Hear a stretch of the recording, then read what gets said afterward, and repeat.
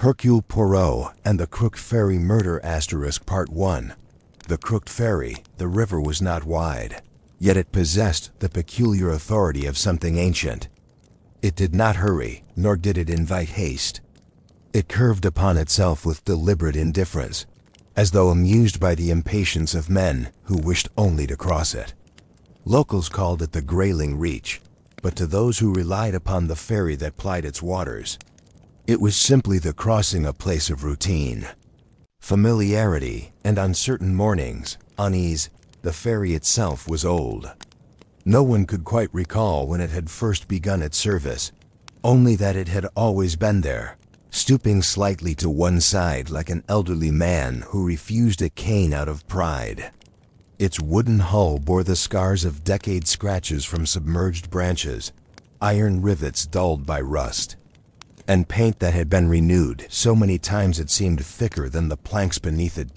It was known, without affection and without complaint, as the Crooked Ferry. On this particular morning, a heavy fog lay upon the river, clinging to the water like a secret unwilling to be revealed. The hour was a little before 9, and the bell announcing departure had been rung only once. Captain Briggs was not a man to waste sound. He stood at the helm, broad-shouldered, bearded, his cap pulled low, eyes scanning the mist with habitual suspicion. Among the 6 passengers who boarded that morning was a small man with a carefully waxed mustache and eyes of remarkable alertness. He wore a neat gray overcoat and carried a modest valise. To the casual observer, he appeared merely another traveler, perhaps a retired clerk or a visiting foreigner with nowhere urgent to be. But this man was Hercule Poirot. Poirot paused at the top of the gangplank, surveying the ferry with an expression of polite interest. He noted, with immediate disapproval, the asymmetry of the railings. "Mon Dieu," he murmured softly. "She leans. Always she leans." Captain Briggs shot him a sideways glance. "She's sound," he said gruffly. "Just built that way." Poirot inclined his head. "Naturally. One does not blame the old bones for remembering their age." Briggs snorted and turned away. Poirot stepped aboard. The ferry's passenger area was modest.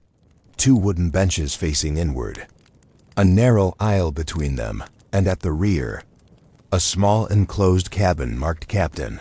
The door to that cabin was closed. As it always once the journey began, Poirot selected a seat near the center, where he could observe without appearing to do so. Opposite him sat a wealthy-looking gentleman, perhaps in his early 50s, dressed impeccably in a dark coat and silk scarf. His gloved hands rested upon a silver-topped cane.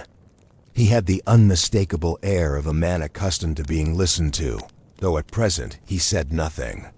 His eyes flicked repeatedly toward the captain's cabin. Next to him was a young woman, pale and anxious, her gloved fingers twisting the strap of her handbag.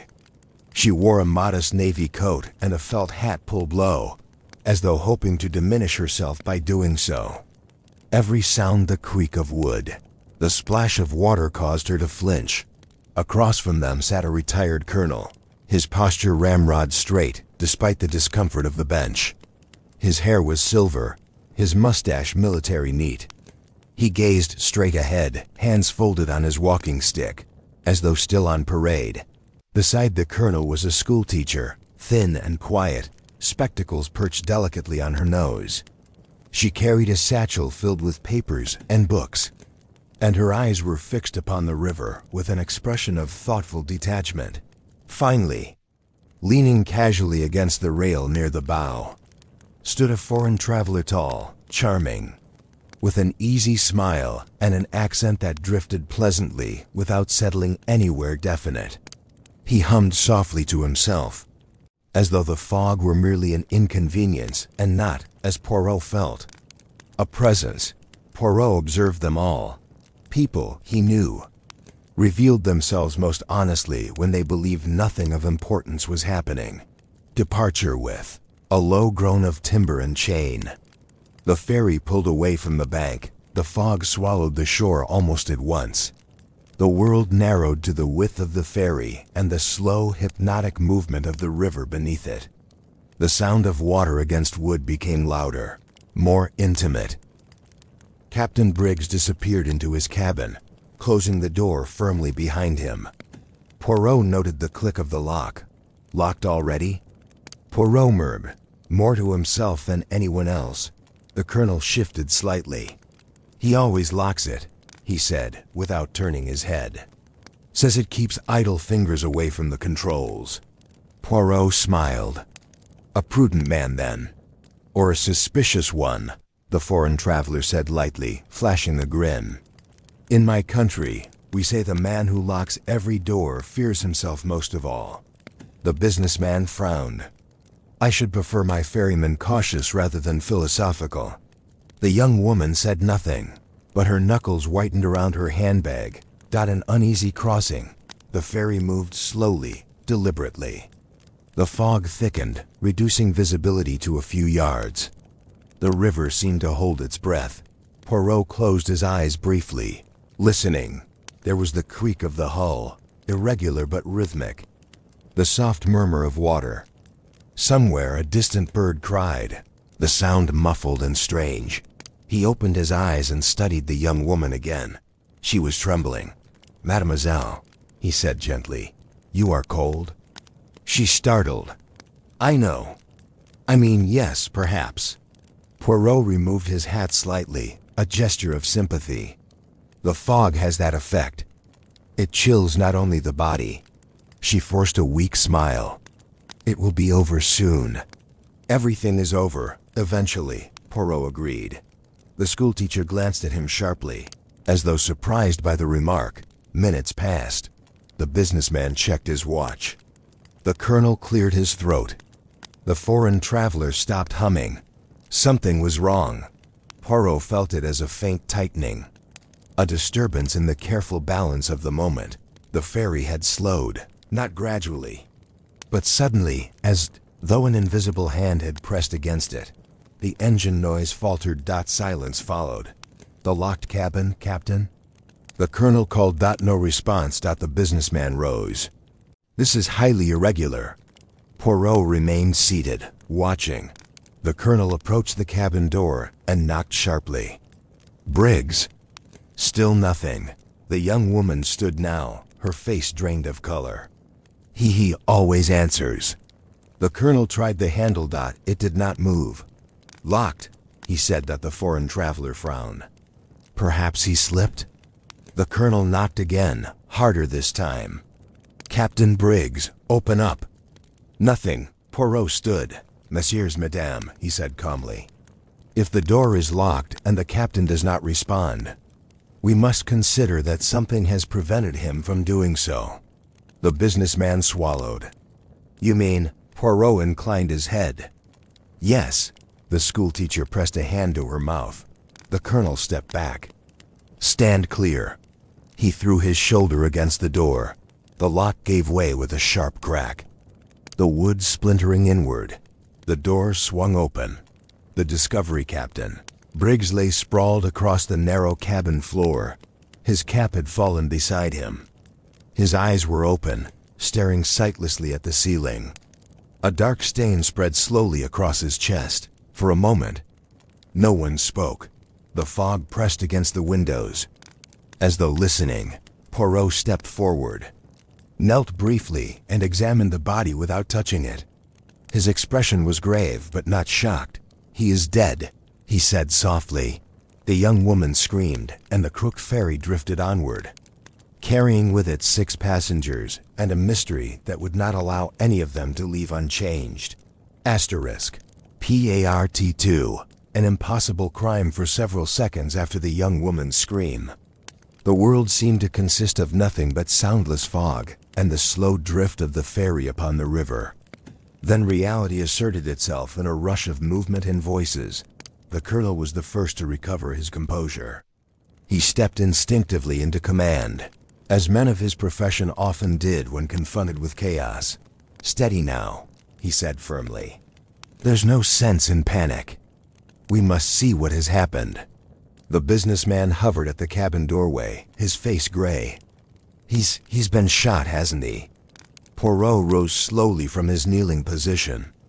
Yes, a single wound to the chest. The bullet has passed cleanly through the heart. Death would have been almost instantaneous. The foreign traveler let out a low whistle. That is unfortunate. The schoolteacher said nothing. She had sat down heavily on the bench, her hands folded tightly in her lap, her lips moving as though reciting something silently. The young woman had backed away to the far rail, gripping it with both hands as if afraid the ferry itself might tip. Beneath her feet, Poirot observed them all with careful attention. Fear, he reflected, was most revealing in its variations. Securing the scene, the first thing, said the colonel, is to ensure no one tampers with the body or the cabin. He looked to Poirot. You appear to know what you're doing, sir. Poirot inclined his head modestly. I have, how shall we say, an interest in orderly thinking. The colonel nodded, satisfied. Very well. We'll treat this as a crime scene. A crime scene? The businessman repeated sharply. On a ferry? Surely it's obvious one of us. Poirot raised a hand gently. Monsieur, at this stage, nothing is obvious. Obvious conclusions are often the most dangerous. The businessman flushed but said no more. Poirot turned his attention back to the cabin. It was small, no more than a few feet across. There was a narrow control panel, a stool bolted to the floor, a shelf with a logbook and a tin mug, and a small window looking out onto the river. No weapon was visible. No pistol, Poirot murmured. The colonel frowned. Could have fallen into the river? Poirot shook his head. Unlikely. The wound is fresh. And besides, he gestured delicately toward the cabin floor. There are no signs of a struggle. Captain Briggs was standing or sitting when he was shot. He did not move afterward. The foreign traveler leaned against the doorway. Then someone must have entered, shot him, and left. Poirot turned his eyes upon him. Ah, but consider, monsieur. The door was locked from the inside. There was a collective intake of breath. Yes, said the schoolteacher quietly. We all heard the lock when he went in. And no one approached the cabin afterward, Poirot added. I would have noticed. The colonel's brow furrowed. Then how? Poirot smiled faintly. Just so, mon colonel. How, indeed? The stopped ferry, the ferry had now drifted to an almost complete stop, nudged gently by the current. Without the captain at the controls, it moved aimlessly, like a body without a will. We can't just sit here, the businessman said sharply. What if we collide with something? The colonel nodded. Someone will have to take the helm. I can, said the foreign traveler readily. I've handled boats before. Poirot studied him. You would be so kind? Of course. With the colonel's approval, the foreign traveler carefully stepped over the threshold into the cabin, avoiding the body, and moved to the controls. He handled them with an ease that suggested experience. Slowly, cautiously, the ferry resumed its crossing. Poirot watched closely. You have done this often? The man smiled. Often enough. Poirot filed the information away. First questions. Once the ferry was moving again, Poirot addressed the group. Madame, messieurs, we find ourselves in an unfortunate situation. Until we reach the far bank, we are, how do you say, confined. No one's accusing anyone, the colonel said firmly. Poirot inclined his head. Naturally. I merely wish to establish certain facts while they are still fresh. He turned to the businessman first. Monsieur, your name? Edgar Winthrop, the man replied stiffly. I am a merchant. You boarded the ferry at what time? 8:55. As always. Poirot smiled. As always? Winthrop hesitated. I cross frequently. It is convenient. Poirot nodded. And you remained seated during the crossing? Yes, I did not move. Poirot turned to the young woman. Mademoiselle? She swallowed. My name is Alice Morland. I boarded just before departure. I stayed here the whole time. Did you approach the captain's cabin at any point? No, I swear it. Poirot raised a hand. I do not doubt your sincerity. He moved on.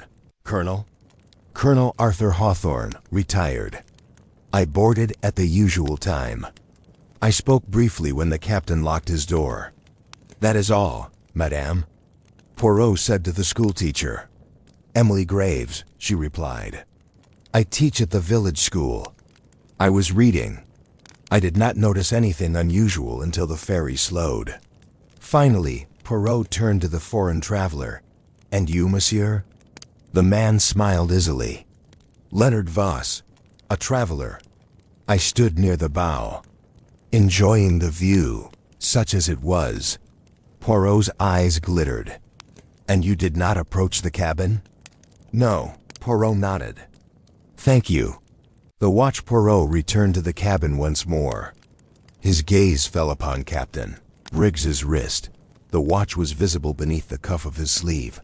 Poirot leaned closer. HM, what is it? Asked the colonel. The time, Poirot replied softly. Captain Briggs's watch has stopped. Or rather, it shows a time that is inconvenient. He straightened. According to this watch, the captain died at precisely 8:40. Winthrop frowned. But that's impossible. We hadn't even boarded. Just so, Poirot said. Which suggests one of two things, and those are? Asked the schoolteacher. Either the watch is wrong, Poirot replied, or our understanding of when the captain died is. A silence fell over them. The ferry glided onward. The fog thinning slightly now, revealing the far bank like a promise. The colonel exhaled slowly. You're saying he may have been dead before we left? Poirot's voice was gentle but firm. Yes, mon colonel.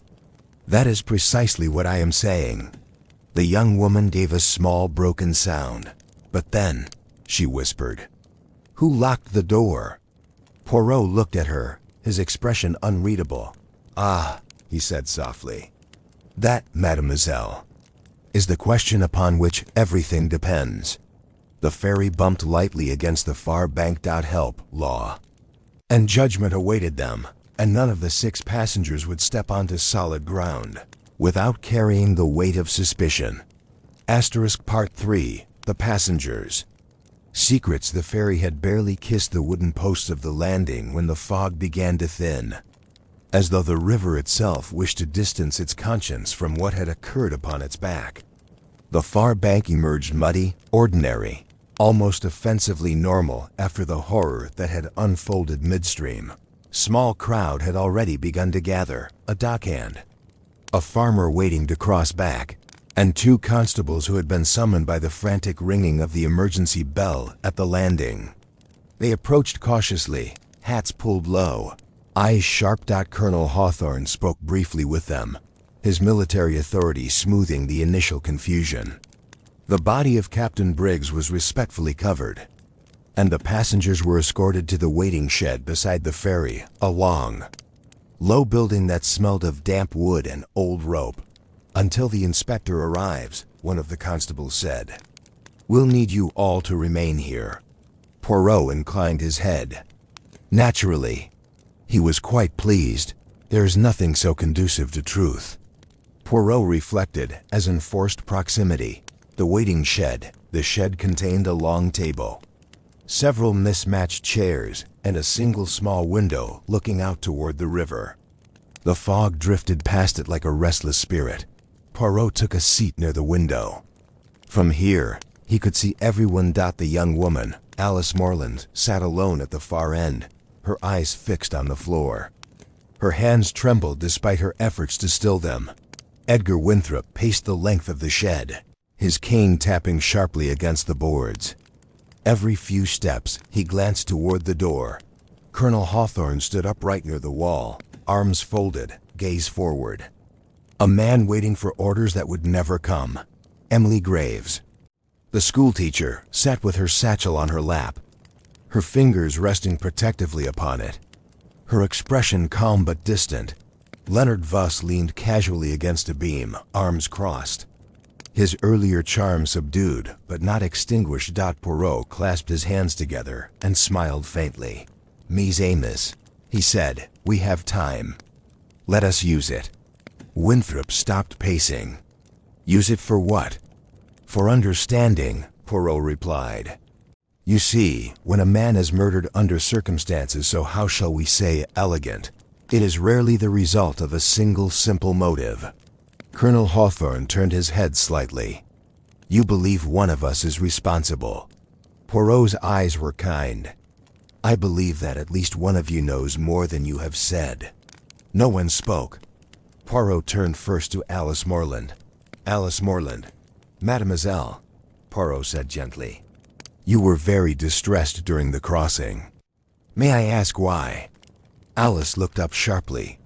"Anyone would be distressed." "Yes," Poirot agreed. "But distress has flavors. Yours was anticipatory." Her lips parted. She shook her head. "I don't know what you mean." Poirot leaned forward slightly. "Did you know Captain Briggs?" The silence stretched. "Yes," she whispered at last. "A long time ago." Winthrop scoffed. "Of course." Poirot silenced him with a look. "In what capacity did you know him?" Poirot asked. Alice twisted her gloves in her hands. He used to work for my father. Before the war. On the river. When my father died, Captain Briggs helped me settle some affairs. And recently?" Poirot asked softly. She hesitated. "Recently. He sent for me." Colonel Hawthorne frowned. "Sent for you? Why?" "I don't know," Alice said quickly. "He said it concerned something from the past. Something I was entitled to." Poirot nodded. "And you were afraid?" Her eyes filled with tears. "I didn't know what he wanted." He sounded angry. Poirot leaned back. "Merci, mademoiselle. That will be all for now." Alice sagged as though the words had drained her strength. Edgar Winthrop. Poirot turned next to the businessman. "Monsieur Winthrop," he said pleasantly, "you cross the river often." Winthrop straightened. "Yes, I own land on both sides." "Land," Poirot repeated thoughtfully. "Including the strip near the old ferry route?" Winthrop's eyes flickered. "I don't see the relevance." Poirot smiled. "The ferry is inconvenient. Slow, old. One might prefer a bridge." Winthrop's jaw tightened. "I proposed one. Years ago. Briggs opposed it. Claimed it would ruin the river trade. And it did not?" Poirot asked. Winthrop laughed humorlessly. "The man was a smuggler in all but name. Everyone knew it." Colonel Hawthorne stiffened. "Careful, sir." Poirot raised a finger. "And yet, monsieur, despite this supposed resentment, you continued to use his ferry." Winthrop hesitated. "It was necessary. Certain agreements were easier that way." Poirot's eyes sparkled. "Agreements that required discretion?" Winthrop said nothing. Poirot nodded. "Merci." "Colonel Hawthorne, mon colonel," Poirot said, turning. "You are a man of honor." The colonel inclined his head stiffly. "You served with distinction," Poirot continued. "Until a certain incident in North Africa." The colonel's face darkened. "That is not public knowledge." "No," Poirot agreed. "But Captain Briggs knew." The shed seemed to shrink. "How?" The colonel demanded. "Because he was there," Poirot said quietly. "Before the ferry. Before the river. Briggs was military transport. He saw something." The colonel's hands clenched. "That was decades ago." "And still," Poirot said gently, "the past is patient." The colonel exhaled slowly. "Briggs tried to blackmail me. I refused. Did you threaten him?" Poirot asked. "Yes," the colonel said honestly. "But I did not kill him." Poirot inclined his head. I believe you. The colonel looked surprised. Emily Graves. Poirot turned to the schoolteacher. Mademoiselle Graves, he said softly, you are not from this village. She looked up, startled. I know. You arrived 3 years ago, Poirot continued. Under a different name. Her fingers tightened on the satchel. Yes, she said. I changed it. Why? She hesitated, then spoke calmly. Because Captain Briggs knew who I was. Winthrop laughed sharply. Everyone knew Briggs knew everything. Emily's gaze hardened. During the war, I falsified records. Children's records. I saved lives that way. Poirot nodded. And Briggs discovered this. Yes, he said he admired me. But admiration can turn. And did he threaten you? Poirot asked. Yes. Poirot smiled faintly. Yet here you are. Leonard Vos. Finally, Poirot turned to the foreign traveler. Monsieur Vos, he said, you interest me greatly. Vos smiled. I get that a lot. You are not merely a traveler, Poirot said. You are a courier. Vos's smile faded slightly. Is that a crime? No, Poirot said. But lying about it is inconvenient. Vos shrugged. Briggs and I did business, information, passages, quiet deliveries. Smuggling, said Winthrop sharply. Vos spread his hands. Call it what you like. Poirot leaned closer. And recently? Vos hesitated.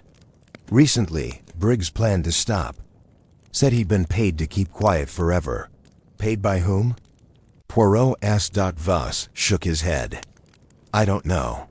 Poirot straightened. Too many motives. The shed was silent now. Heavy with unspoken implications. Poirot folded his hands. You see, he said softly. Each of you had a reason to wish Captain Briggs silent. Fear, profit, reputation, justice. Alice whispered. Then which one of us? Poirot shook his head. Not yet. He looked toward the window, where the river slid past, indifferent. There are too many motives, he said. Which means the truth is hiding elsewhere. A constable opened the door. Inspector's on his way. Poirot smiled faintly. Good, he said.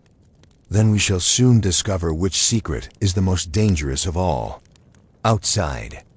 The Crooked Ferry creaked softly at its moorings, as though remembering something no one else yet understood. Part 4. The river that remembers. Inspector Harold Fenwick arrived just after noon, bringing with him the crisp authority of officialdom and the faint smell of damp wool. He was a tall man with a long face and eyes that suggested patience, worn thin by years of listening to improbable explanations. He listened now as Colonel Hawthorne summarized the events of the morning, his account precise and economical. Fenwick nodded, asked a few clarifying questions, and then turned his attention to Poirot. And you are? He asked. Hercule Poirot. Poirot replied pleasantly. Fenwick blinked once. Then he smiled thinly, but with respect. I see. Well, that is fortunate. Poirot inclined his head. Chance has its little jokes, non? Returning to the ferry, Fenwick insisted on examining the ferry himself. The fog had lifted almost entirely now, revealing the Grayling Reach in all its unremarkable calm. From the shore, the crooked ferry looked almost innocent, rocking gently, its crookedness subtle rather than grotesque. Hard to believe a man was murdered on that thing, Fenwick muttered. Poirot followed him aboard. The cabin had been sealed, the broken lock tagged and photographed. The body had already been removed, but the impression of it lingered, an absence that felt deliberate. Poirot moved slowly, his eyes tracing lines, angles, proportions. You see, Inspector, he said, this ferry is not merely old, it is peculiar. Fenwick raised an eyebrow. In what way? Poirot gestured toward the floor. Observe. The planks are not level. They slope very slightly toward the starboard side. Fenwick crouched, testing it with his hand. Age does that. Yes, Poirot agreed. But age also leaves patterns. He crossed the cabin, stopping beneath the small window. This ferry was repaired many times. Not symmetrically. One side reinforced more than the other. And that matters because... Fenwick prompted. Poirot smiled. Because uneven structures produce uneven truths. The old dockhand as they disembarked. A voice called out from the far end of the dock. You won't find sense in her if you're looking straight. They turned to see an elderly dockhand. Bent nearly double, his hands thick with rope scars. He leaned on a pole, watching them with eyes that were sharper than his body suggested. Fenwick frowned. And you are? Name's Thomas Reed, the old man said. Been working this crossing since before Briggs grew his beard. Poirot's eyes lit. Ah, then you know the ferry well. Reed snorted. Better than most. She was never right after the accident. What accident? Fenwick asked. Reed spat into the river. Years back. Late night. Fog like this morning. She struck something, no one ever said what. After that, she leaned. Captain kept her running anyway. Poirot leaned forward eagerly. And inside? The cabin? Reed nodded. That's where the trouble started. Captain added things. Boxes, panels. Didn't like anyone poking around. Fenwick stiffened. Panels? Reed shrugged. Hidden. Could swear it. Briggs liked his secrets. Poirot smiled. Hidden spaces his little gray cells purred, the river's history later. In Fenwick's temporary office by the landing. Poirot listened as records were brought out, old shipping manifests. Repair logs, faded complaints. This stretch of river, Fenwick said, rubbing his temples, has a history. Smuggling. Unregistered crossings. Lost cargo. Poirot nodded. And Captain Briggs was central. Yes, but we never had proof. Poirot tapped the table gently. Perhaps now we do. Fenwick looked up. You think the murder is connected to smuggling? Poirot shook his head. Not exactly. Smuggling is commerce. This murder is... silence. Fenwick considered that. Someone wanted Briggs quiet. Yes, Poirot said. But not dead on the ferry by accident. Dead because of the ferry. Fenwick leaned back. Explain.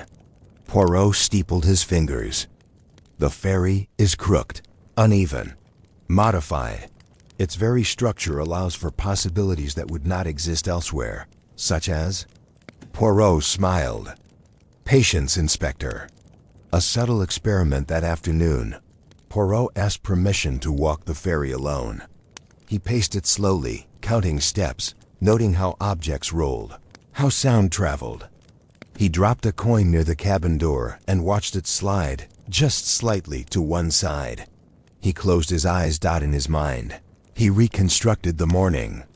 The fog, the locked door, the stopped engine. Crooked things, he murmured, permit straight lies. When he opened his eyes, he noticed something new. A faint scrape mark near the base of the cabin wall. Not recent.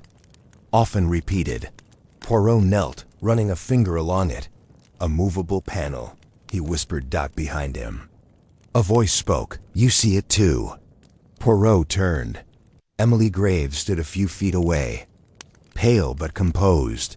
I saw Briggs move at once, she said quietly. I didn't know what it was. I thought better not to know. Poirot studied her carefully. And now? She met his gaze. Now a man is dead. Poirot nodded slowly. Yes, and the river remembers what men try to forget. A growing unease that evening, as the suspects were allowed to return home under watch. Poirot stood alone at the riverbank. The water slid past. Reflecting the darkening sky, he knew now that the answer did not lie solely in who hated Captain Briggs, but in how the ferry itself had been used as a weapon. A stage and an accomplice. Behind him, footsteps approached. It was Leonard Voss. Strange place to kill a man, Voss said lightly. Poirot did not turn. Strange places are chosen for precise reasons. Voss smiled thinly. Be careful, Monsieur Poirot. Rivers carry more than water. Poirot finally faced him. Yes, he said softly. They carry truth, eventually. Voss's smile faded. As night fell. The crooked ferry creaked gently against its moorings, and Poirot knew that the next step would bring danger, because the truth, once disturbed, does not remain quiet for long. Part 5. A second crime. The following morning broke clear and sharp, the kind of cold brightness that made every sound carry farther than intended. The river looked deceptively peaceful, its surface smooth, reflecting the pale winter sun as though nothing dreadful had ever occurred upon it. Hercule Poirot, however, was uneasy. He sat at the small table in his lodging, arranging his mustache with meticulous care while his mind worked restlessly. The ferry's crooked structure, the hidden panel, the stopped watch, each detail fitted somewhere, but the pattern was not yet complete. And patterns, Poirot knew, did not like to be incomplete for long. His thoughts were interrupted by a hurried knock at the door. Poirot opened it to find Inspector Fenwick. His hat askew, his expression strained. Monsieur Poirot, Fenwick said. We have another incident. Poirot's eyes sharpened. Another death? Not yet, Fenwick replied. But close enough. The victim they found, Edgar Winthrop, in his riverside warehouse, slumped against a crate, his face ashen, his breath coming in shallow gasps. A thin trickle of blood ran from a gash at the side of his head. A constable knelt beside him. He'll live, sir. Blow wasn't meant to kill. Poirot surveyed the scene calmly. The warehouse was cluttered with barrels, crates marked with faded shipping codes, and coils of rope. The door showed no sign of forced entry. Attempted murder, Poirot murmured. How very impatient. Fenwick frowned. Winthrop claimed someone struck him from behind while he was checking inventory. Poirot bent slightly, examining the floor. And what were you checking, monsieur? Winthrop groaned weakly. Documents. Old shipping records. Things Briggs kept copies of. Poirot straightened slowly. So, he said softly, you were asking the wrong questions. Winthrop looked at him with dawning fear. They don't want the past opened. Poirot nodded. No, they wish it sealed, permanently. A deliberate message. Fenwick pulled Poirot aside. This changes things. Whoever killed Briggs is still active and reckless. Poirot shook his head. No, Inspector. Not reckless, calculated. He gestured toward a crate near Winthrop's body. On it, someone had scratched a crude mark with a knife, an uneven line, crooked, unmistakable. Fenwick stared. What does that mean? Poirot's voice was quiet. It means the murderer wishes to be noticed. Fenwick's eyes widened. You think this was staged? Yes, Poirot said. Just as the ferry was staged. The crime is not merely about removing obstacles, it is about control. About directing attention. And toward whom? Fenwick asked. Poirot smiled faintly. Ah, that is the danger. Toward everyone. Rising suspicion by afternoon, word of the attack had spread. The remaining suspects were summoned once more to the waiting shed by the river. Fear hung in the air now, thicker than the fog had ever been. Alice Morland looked near to collapse. Emily Graves sat rigidly upright, her eyes fixed on some distant point. Colonel Hawthorne's jaw was clenched, his hands folded tightly behind his back. Leonard Voss leaned casually against the wall, but his usual charm had sharpened into something edged. Poirot addressed them quietly. Captain Briggs was murdered to silence him, he said. This morning, Edgar Winthrop was attacked because he sought to understand why. Winthrop, bandaged and furious, glared at the group. "One of you did this." Poirot raised a hand. "Or wishes you to believe so." Voss laughed softly. "That's convenient." Poirot's gaze met his. Convenience is often the murderer's greatest ally. A dangerous realization as the meeting dissolved into anxious murmurs. Poirot stepped aside with Fenwick. "The killer is accelerating," Fenwick said grimly. "Yes," Poirot agreed. "Because time is the enemy." He glanced toward the river, where the crooked ferry sat idle, its crooked shape outlined against the water. "The truth," Poirot continued, "is already floating too close to the surface." Fenwick followed his gaze. "And if it surfaces?" Poirot's eyes darkened. "Then someone else may not survive to see it." At that moment, a sharp cry echoed from the dock. They turned to see a constable running toward them. "Inspector, someone's fallen into the river." Poirot felt a cold certainty settle over him. The game, he knew now, was no longer merely intellectual. It had become urgent and deadly. Part 6. The Psychology of Guilt. The shout from the dock cut through the afternoon like a knife. Poirot and Inspector Fenwick hurried outside, boots striking the wooden boards in uneven rhythm. At the river's edge, a small knot of men had gathered, peering down into the dark, slow-moving water. A rope lay coiled nearby, half unwound. "Who fell in?" Fenwick demanded. The constable swallowed. "Miss Graves, sir." "The schoolteacher." Poirot froze for a fraction of a second, only a fraction, then moved forward. The river gives. Back. Emily Graves was pulled from the river within minutes. She coughed violently as the cold water was forced from her lungs, her thin body shaking uncontrollably. Two constables wrapped her in a blanket while a third checked her pulse. "She's alive," he said. "Shaken, but alive." Fenwick exhaled sharply. "Did she fall, or was she pushed?" Emily lifted her head weakly. Her eyes found Poirot's. "I was standing near the edge," she said hoarsely. "I heard footsteps behind me. Then nothing." Poirot crouched beside her. "You did not see who was there?"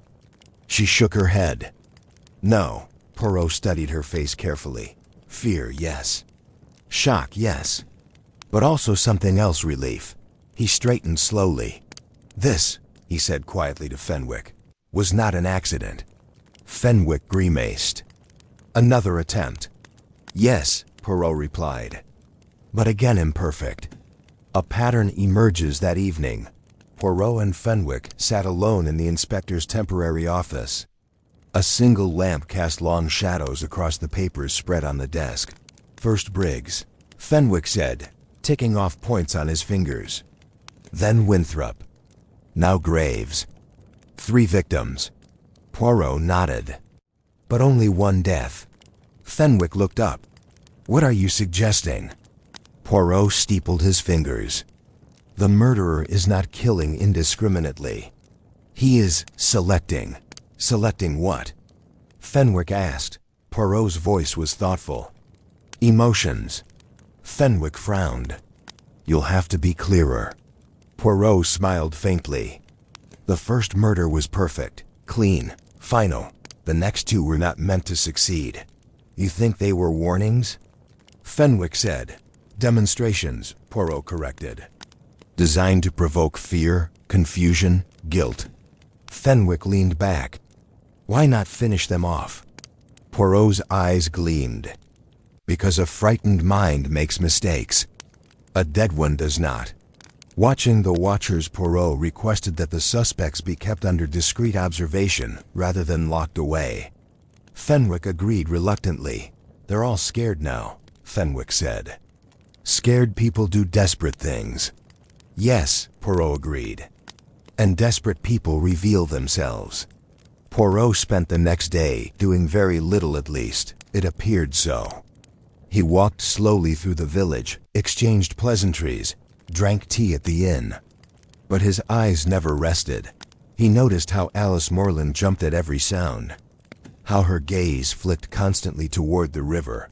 He noticed how Edgar Winthrop spoke loudly now, aggressively, as though volume might substitute for security.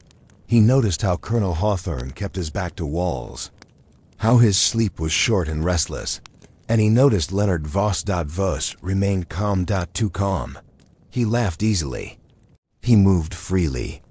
He spoke of leaving town soon, of business elsewhere, and guilt, Poirot knew, was rarely calm, but confidence often was. The captain died before the journey that night. Poirot sat alone, the pieces finally arranging themselves. The watch, the locked cabin, the crooked ferry, the staged panic. Captain Briggs had not died during the crossing. He had died before it. The ferry had departed already, carrying a corpse. Poirot's eyes opened sharply.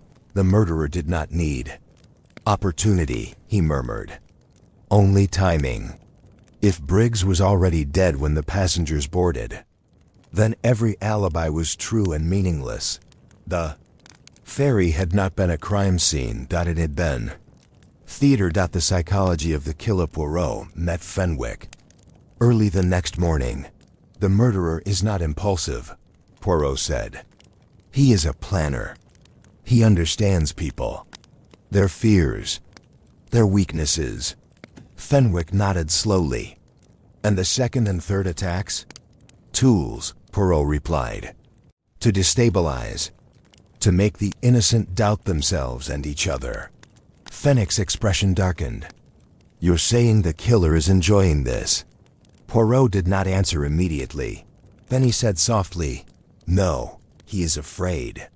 Afraid of what? Poirot looked toward the river. Of being exposed. Of losing control. Fenwick's jaw tightened. And you know who it is? Poirot's lips curved slightly. I know who it is, not. And that leaves? Poirot shook his head.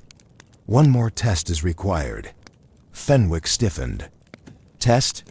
Yes, Poirot said gently. The killer must be forced to act again, but on my terms. Fenwick stared at him. That's dangerous. Poirot's eyes were steady. All truth is, outside, the river flowed on, patient and silent. But Poirot knew its silence was nearly at an end. Part 7. The false timeline. The morning air was crisp, carrying a sharpness that made every sound seem exaggerated. The clatter of a ferry rope, the distant call of a gull, the shuffle of hurried feet along the dock. Poirot and Inspector Fenwick arrived early, well before the suspects would be gathered, to examine the crooked ferry once again. Poirot moved deliberately, measuring, watching, and listening. The river gleamed like a sheet of steel, betraying nothing, yet he felt the currents beneath. Subtle but meaningful, as if the river itself was whispering secrets, reconstructing the morning. Poirot began with a careful retracing of the steps on the morning of Captain Briggs's death. Notice, he said to Fenwick, how each step upon the deck falls slightly to starboard. Watch the planks bend, the rope sway. Small shifts, unnoticed by casual observers, but to someone who understands structure, they reveal much. Fenwick frowned. You mean someone could have moved in ways that others wouldn't notice? Exactly, Poirot said. And more importantly, someone could manipulate perception of time. He knelt near the broken cabin door and touched the splintered wood. The lock was tampered with in advance. It was designed to give the appearance that Captain Briggs died during the crossing, when in truth, he let the words hang in the cold morning air. During the crossing? Fenwick prompted. Before, Poirot said. The journey itself was a stage. Every passenger played a role in this drama unknowingly. The stopped Poirot lifted the captain's watch, still meticulously catalogued from the scene. Observe, he said. It stopped not because of death, but because it was deliberately altered. A common trick, but effective. To the casual eye, it fixes the timeline, making an alibi irrelevant. Fenwick's eyebrows knit. So the times we recorded, they're false? Yes, Poirot replied. Completely. The murderer has distorted reality itself. Poirot traced the tiny scratches near the crown of the watch, and the signature of the hand that moved it. Light, precise, deliberate. The same hand that staged the cabin, the same that created the controlled panic during the crossing. Fenwick shook his head slowly. Impossible for an ordinary person. Poirot smiled faintly. Ah, Inspector, the ordinary rarely commits extraordinary crimes. Alibis that are true but false. That afternoon, Poirot summoned each passenger to the riverside waiting shed. He began systematically dismantling the alibis that had seemed flawless. "Colonel Hawthorne," he said gently, "your statement is accurate. You were seated. You did not approach the cabin." The colonel stiffened. "Correct. What is your point?" Poirot leaned slightly forward. "Correct, yes. But irrelevant. For the captain was already dead when you boarded." Hawthorne's eyes widened. "What?" "Your alibi is true," Poirot continued. "But truth, in this case, protects no one." Poirot moved to Alice Morland. "Mademoiselle, you did not see the killer. You remained seated. Correct?" "Yes," Alice whispered. "Also correct." "And irrelevant," Poirot repeated, echoing his words to the colonel. One by one, he demonstrated the same to Winthrop, Graves, and Voss. Each alibi, each claim of presence or absence, was perfectly accurate. Yet the murderer had orchestrated the circumstances so cleverly that perception itself was misled. The Crooked Ferry, as an accomplice, Poirot led them outside, back to the ferry. "Do you see?" he said, pointing to the crooked hull. "The deck, the planks, the placement of the cabin all conspire to create ambiguity. Shadows fall strangely. The movement of the ferry itself conceals sound, conceals timing. The killer chose this place not for convenience, but for its deception." Fenwick ran a hand through his hair. "It's almost unbelievable." Poirot smiled faintly. "But true. Observe the marks beneath the cabin door, the scratches along the rails. Subtle, but deliberate. The murderer is a man who anticipates observation." Voss, standing near the railing, chuckled softly. "You make it sound theatrical." "It is theater," Poirot replied. "And the stage is the river." The realization Poirot gathered the passengers once more. His voice was calm, deliberate. "The timeline presented to you was a false one.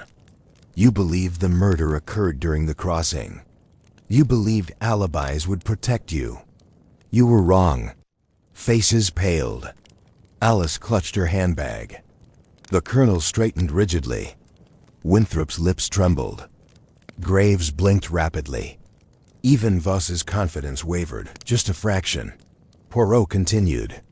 "The captain died before the ferry left the bank. The door was locked afterward to create illusion. The stopped watch solidifies the deception, and yet, one thing has remained constant." He looked around. His eyes caught each one in turn. The mind of the murderer is revealed through behavior.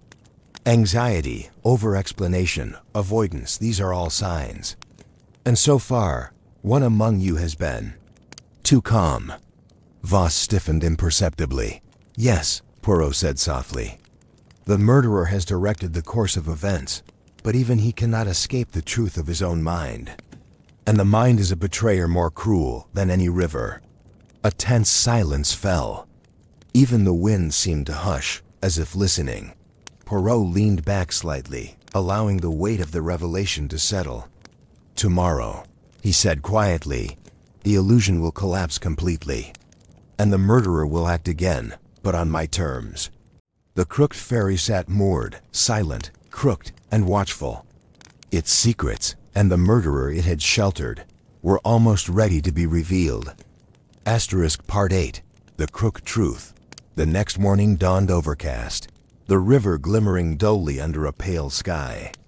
Poirot had requested that all the passengers be brought to the riverside waiting shed once more. The tension was palpable. Each person's face betrayed subtle signs of unease. They had been shaken by the previous events, but none realized how close the revelation now was. Poirot entered calmly, his hands clasped behind his back, his sharp eyes scanning each face in turn. "Mes amis," he began. "We have been laboring under an illusion not created by chance, but by design. The crooked ferry, the locked cabin, the stopped watch, all were instruments in a carefully orchestrated plan. But the plan is now transparent." The hidden compartment Poirot moved toward the ferry and beckoned Fenwick and the group to follow. The fog, lingering faintly over the river, lent a mysterious aura to the old vessel. Poirot approached the captain's cabin and knelt by the base. "Observe this," he said, pressing a finger along a barely noticeable seam in the wooden planks. "This is a hidden compartment."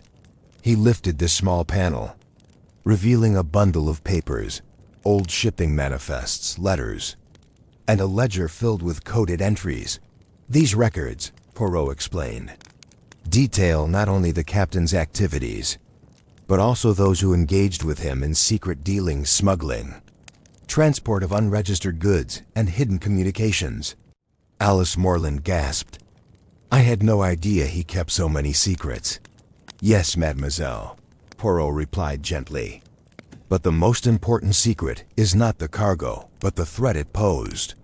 Captain Briggs knew too much about those involved, and someone wished to silence him permanently." The motive revealed, Poirot turned toward the remaining passengers. "Monsieur Winthrop," he said quietly, "you had a vested interest in certain land developments. Captain Briggs opposed your plans to bridge the river because he could profit from its crooked passage through the smuggling routes. Is that correct?" Winthrop's face paled. I did not kill him." "Of course not," Poirot said. "But you are aware he might have interfered with your profits. And you, Monsieur Voss," Poirot continued, his gaze sharp, "you conducted clandestine business via the river. Captain Briggs' knowledge of your operations made him a liability."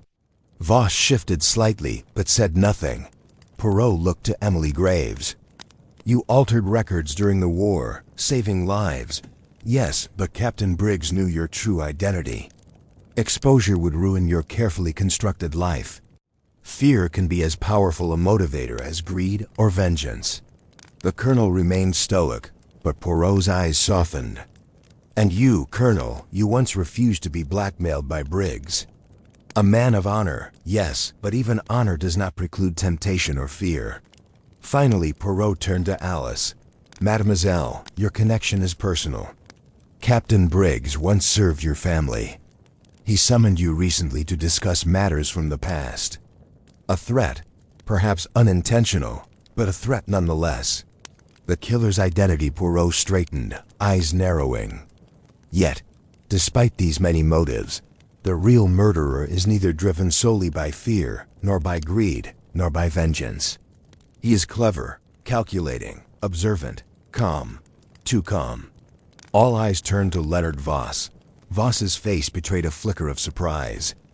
Poirot's gaze never wavered. "You, monsieur, orchestrated the death of Captain Briggs. You chose the ferry because its crookedness concealed your actions. You manipulated the timeline, the locked cabin, the watch, everything designed to mislead the passengers and the authorities. You attacked Winthrop and Graves not to kill, but to spread fear and confusion. Every move calculated, every act deliberate." Voss's composure cracked for a moment. I did what I had to do." Poirot's voice remained calm. "Yes, you acted to protect yourself. You underestimated, however, the persistence of the mind that observes patterns. The human mind cannot conceal itself forever. Your psychology, monsieur, betrayed you." The trap Poirot led everyone back to the shed, where Fenwick had prepared a small staged meeting to observe reactions. "I asked you here," Poirot said, "not merely to expose the truth, but to provoke action. The murderer reveals himself through behavior. Fear, overconfidence, and impatience all leave marks." Voss paled, realizing he could not escape scrutiny. His confident mask slipped. He tried to speak, to deflect, but the eyes of the inspector, Poirot, and the other passengers bore down on him. Confession finally, Vos spoke, voice low and resigned. Yes, I killed Briggs. I did what was necessary to protect my operations. I did not wish to kill the others, they were merely complications. Poirot's expression softened. It is done, monsieur. The truth is revealed. Justice may now follow. Fenwick stepped forward, handcuffs at the ready. You are under arrest for the murder of Captain Briggs. Vos offered no resistance. His calculated calm was finally gone, replaced by the faintest trace of fear of a consequence. He had always believed he could evade. Resolution. Poirot addressed the remaining passengers. The Crooked Ferry has been more than a vessel. It was an accomplice, a stage, and a confessor. And though it may remain crooked in form, the truth that passed through it has now emerged straight and unbroken. Alice Morland exhaled, relief flooding her features. Emily Graves nodded silently. Colonel Hawthorne allowed himself a small, private smile. Winthrop's shoulders loosened, though his eyes still flickered with lingering fear. Poirot smiled faintly to himself. Justice is not always swift, but it is inevitable. Even the river, patient as it is, cannot wash away what the mind has observed. The Crooked Ferry rocked gently against its moorings, silent once more. Yet now, unlike before, its crookedness concealed nothing. The crime had been solved, and the guilty party apprehended. Part 9. The method, the motive, and the masterpiece. The Crooked Ferry lay quietly against the riverbank, its hull gently creaking as if sighing under the weight of its own history. The fog had lifted entirely now, revealing the winding curve of the Grayling Reach, so ordinary that one could almost forget the crimes it had sheltered. Yet Poirot, seated at the inspector's temporary office, knew that beneath its calm surface, every secret had left an indelible mark. He gathered the remaining passengers, Alice Morland, Colonel Hawthorne, Emily Graves, and Edgar Winthrop, while Inspector Fenwick and a few constables stood at the ready. Leonard Vos, already in custody, remained silent, his earlier confidence stripped away. Poirot rose and began. His voice was soft, deliberate, commanding the attention of everyone in the room. Step 1. The timeline. Ms. Amos, Poirot began. We have spent several days examining events, motives, and fears. And yet the first question, the question that perplexed everyone, was this: when did Captain Briggs die? He paused, letting the suspense build. Many believed he died during the ferry crossing. That assumption shaped every alibi. Yet the truth is quite different. He pointed to the Crooked Ferry visible outside the window. Captain Briggs was already dead when the passengers boarded. The killer Leonard Vos chose this moment to create a facade. By manipulating the lock, arranging the interior, and stopping the captain's watch, he constructed a timeline that no one could question. Colonel Hawthorne frowned. But why stage it so elaborately? Poirot smiled faintly. Because the killer's mind is methodical. He did not wish merely to kill. He wished to control perception. To create a theater in which everyone, including the authorities, would be misled. Step 2. The hidden compartment. Poirot walked to the center of the room, where a map of the river and ferry was pinned to a board. The cabin, he said, pointing, contained a secret panel. This compartment concealed crucial records, ledgers, manifests, letters, evidence that tied Vos to clandestine operations. He knew that these papers were dangerous. The captain, being a man of principle and intelligence, could have revealed them. Thus Briggs had to be removed. Alice Morland spoke softly. So the panel was the key? Not the key, Poirot corrected, but the motivation. The panel contained the truth. Vos could manipulate perception, but the secret itself created the necessity for murder. When one's survival depends upon another's silence, one becomes inventive. Step 3. The Crooked Ferry. Poirot's eyes sparkled with a mix of admiration and disapproval. The Crooked Ferry, he said, is not merely a vessel. Its crookedness was exploited masterfully. The uneven planks, the asymmetrical cabin, the slight lean all created the perfect conditions for misdirection. Footsteps would fall slightly off rhythm, sounds were muffled or distorted, shadows moved strangely. The passengers would notice some irregularities, but not enough to question the overall narrative. He gestured toward Fenwick. A man's mind cannot always distinguish subtle manipulation, especially under stress. And the river patient, silent, acted as a conspirator, hiding evidence in plain sight. Waves, splashes, and fog masked timing, concealment, and even panic. Fenwick shook his head. It's incredible. Almost too clever. Poirot's smile was faint. Ah, but cleverness is not the same as wisdom. And cleverness can be observed, dissected, and revealed. That is what we do. Step 4. The psychology of the murderer. Poirot paced slowly, folding his hands behind his back. The murderer is clever, yes. But he is also fearful. He does not act recklessly. Every move is calculated to minimize risk. But fear, when combined with intelligence, leaves traces. Observe Voss. Voss's eyes darted nervously despite the presence of the constables. Notice his composure.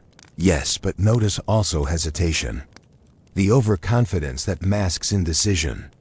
The calmness that is not true serenity, but a defense against guilt. Even as he manipulated events, he could not suppress small betrayals of self-preservation, subtle marks in behavior, attention, and speech. Poirot turned to the others. And that is why we observe them carefully before confrontation.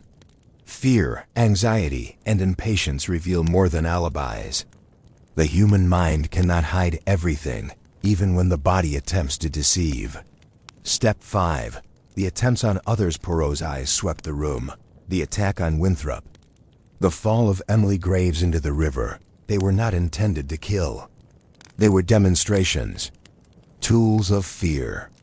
By creating the illusion that the killer could strike at will, Voss sought to destabilize the innocent, to distract investigators, and to secure his own position. Yet these acts were sloppy, revealing the murderer's impatience. Fear drives error, even in careful minds. Alice's hands trembled slightly. He wanted to scare us. Yes, Poirot said. And he succeeded in part. But not fully, because some minds, particularly those that observe, like mine, notice patterns. Step 6. The revelation. Poirot paused, folding his hands in front of him. Observe, Ms. Amos. Every detail, timing, location, behavior, and geography points to one person, Leonard Voss. It is he who manipulated the ferry, staged the cabin, and distorted perception. It is he who created the theater in which death became illusion. And yet, he is now exposed. The combination of human observation and methodical deduction cannot be escaped. He looked at Voss, whose face had gone pale. The crooked ferry, the river, the fog, they are silent witnesses. But the mind observes all. And once the mind perceives the pattern, the illusion collapses. Step 7. Justice and reflection. Poirot's voice softened as he addressed the remaining passengers. You have survived the ordeal. And in doing so, witnessed the consequences of fear, secrecy, and deception. Remember this. Truth, like the river, cannot be suppressed forever. It may be concealed, diverted, or distorted, but it always finds a path to the surface. Colonel Hawthorne exhaled slowly. It is a relief to see justice done. Alice Morland, Emily Graves, and Edgar Winthrop nodded silently. Each had learned a lesson in caution, observation, and the subtle dangers that secrets can carry. Poirot turned to Fenwick.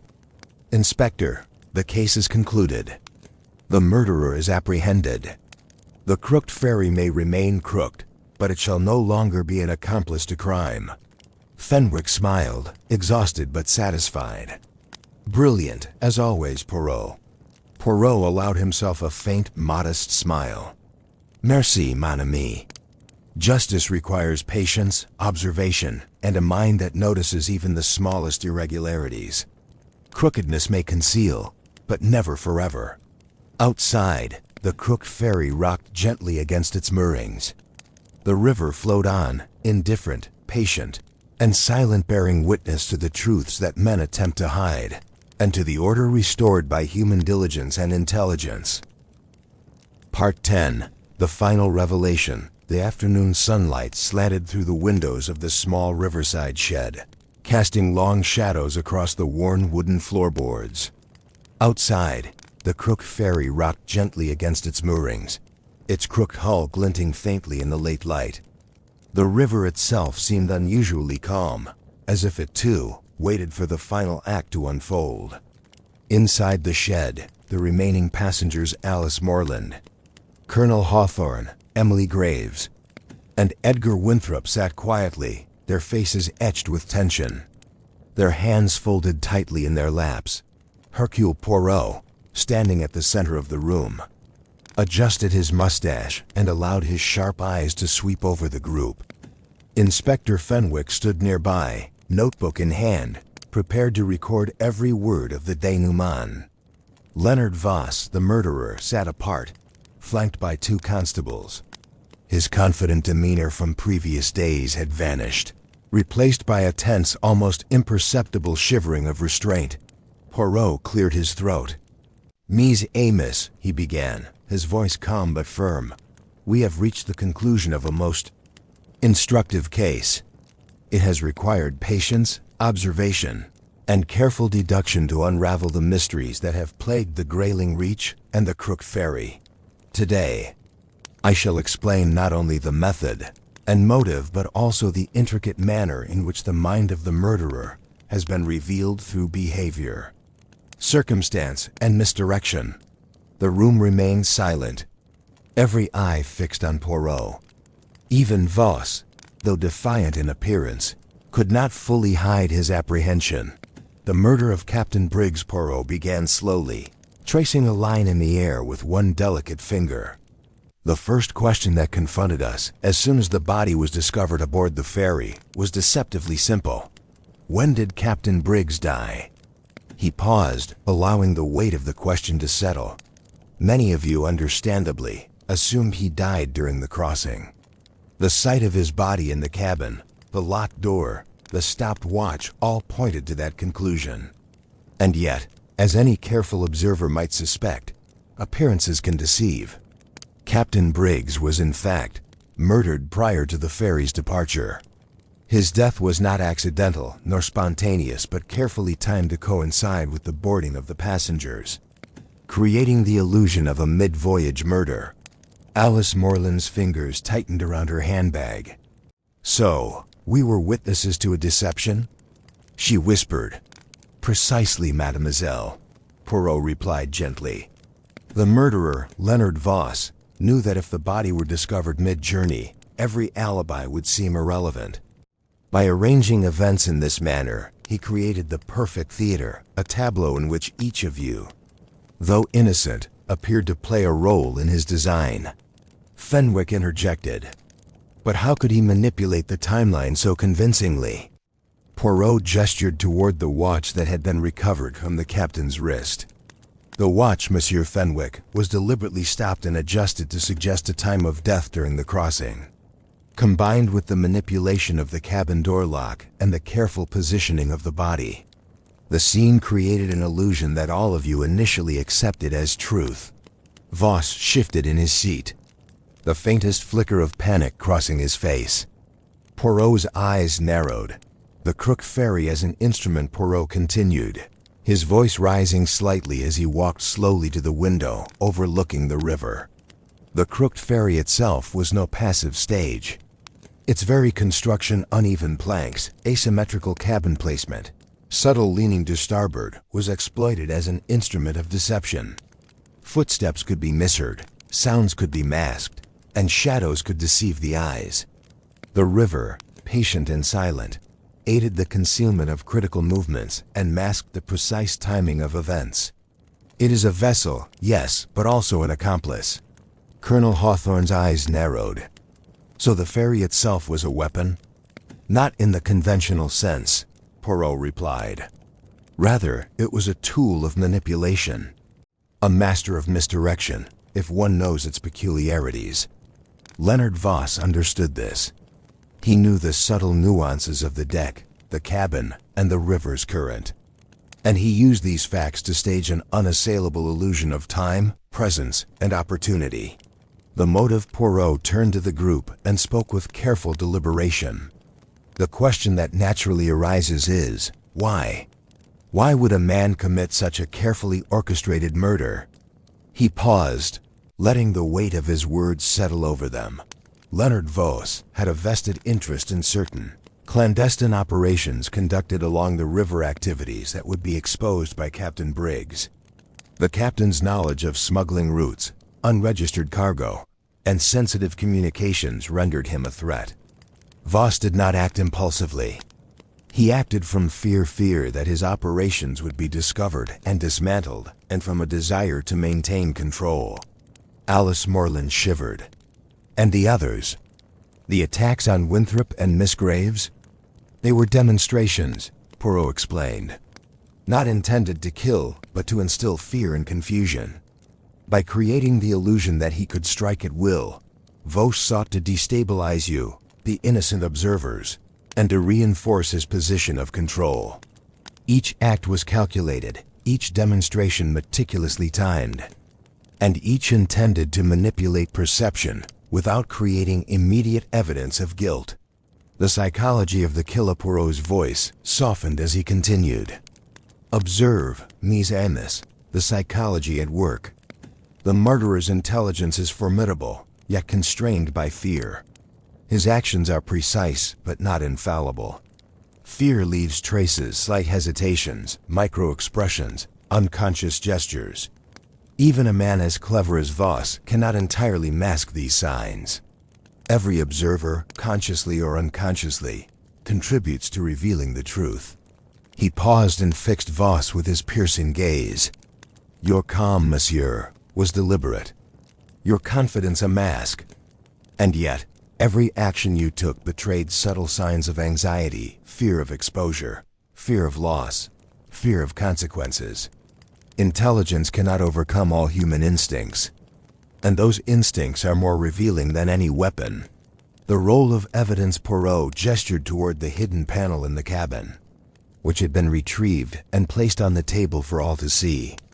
These records, he explained, contained the ledger of clandestine operations and correspondence implicating Voss. It was the existence of these documents that made the murder necessary in his mind. Yet they also contained the seeds of his exposure. Knowledge in the hands of the observant becomes proof. Winthrop, still recovering from the earlier attack, leaned forward. So all of this, the ferry, the cabin, the watch, was just to cover his tracks? Exactly, Poirot said. But he underestimated the power of observation, the inevitability of deduction, and the persistence of the human mind in recognizing patterns. Cleverness can conceal facts temporarily, but it cannot escape the scrutiny of intelligence and experience. The method. Poirot drew a deep breath and continued with deliberate care. The method employed by Voss is worthy of close study. Step by step, he arranged the death of Captain Briggs in advance. The body was positioned in the cabin to be discovered mid-voyage. The lock was adjusted to create the illusion of confinement. The watch was stopped to fix the timeline. The structure of the ferry itself ensured subtle misdirection. Subsequent attacks on Winthrop and Graves served as psychological reinforcement, ensuring that witnesses would be unsettled and less likely to discern the truth immediately. Each element of his plan was coordinated to maintain control over perception. He paused, allowing each listener to grasp the meticulousness of the design.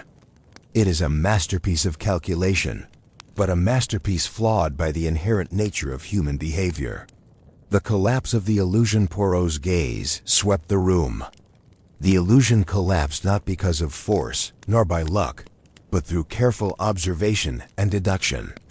Each passenger, each piece of evidence, and each psychological indicator contributed to exposing the deception. The Crooked Ferry, though manipulated, could not conceal the truths revealed by patterns of behavior. The stopped watch, the hidden panel, the misdirection, all were detected, interpreted, and assembled into a coherent understanding. And so the murderer's elaborate design was undone by the very mind that observes, rather than the tools of manipulation themselves. Voss sat silent, pale, realizing that every advantage he had relied upon had been systematically neutralized. The moral lesson. Poirot turned to the assembled passengers, his expression gentle. There is, mes amis, a moral in this tale. Cleverness, while admirable in certain pursuits, becomes dangerous when used to conceal wrongdoing. Fear, desperation, and the desire to control lead to mistakes, even in the most careful minds. And observation, the careful, patient observation, is the instrument by which truth may ultimately prevail. Alice Morland nodded slowly, absorbing the lesson. Even when it seems impossible, the truth finds a way. Exactly, mademoiselle, Poirot said with a faint smile. Even when it is hidden in the most crooked of vessels, or concealed within the smallest of details, truth is persistent. It flows, it waits, and it reveals itself. Resolution and reflection. Poirot then summarized each passenger's role in the events, not as culprits, but as witnesses and participants in the theater Voss had created. He recounted their actions, their alibis, and the moments that contributed to unraveling the deception. Each had behaved with honesty and courage, and each had played a part in ensuring that justice was done. Finally, he addressed Inspector Fenwick. You see, Inspector, the case is more than a simple murder. It is a demonstration of human psychology, the interaction of environment and behavior, and the inevitability of truth when examined with care. The Crooked Ferry, the river, and the fog were all accomplices to the deception, but observation, patience, and deduction are the instruments of justice. Fenwick nodded solemnly. Remarkable, Poirot. Simply remarkable. Poirot allowed himself a small, satisfied smile. Justice is rarely swift, my friend. But with the mind as a guide, clarity always emerges. And those who attempt to manipulate the truth will always leave a trail. Subtle though it may be, that careful observation can reveal. Outside, the Crooked Ferry rocked gently, the river flowing silently beneath it. The case, intricate and dangerous, had reached its conclusion. The murderer was apprehended, the innocent cleared, and the truth, though long obscured, had finally surfaced. Poirot stepped to the window and gazed at the river. Even the crookedest course, he murmured, ultimately reaches the end. And the mind that observes, my friends, sees the straight line through all deception. End of Part 10. The Crooked Ferry. Crook, no longer in the minds of those who had witnessed the truth, rested quietly, a silent witness to the persistence of observation, intellect, and justice. The river flowed on, indifferent, yet the world above it was now ordered, resolved, and reconciled.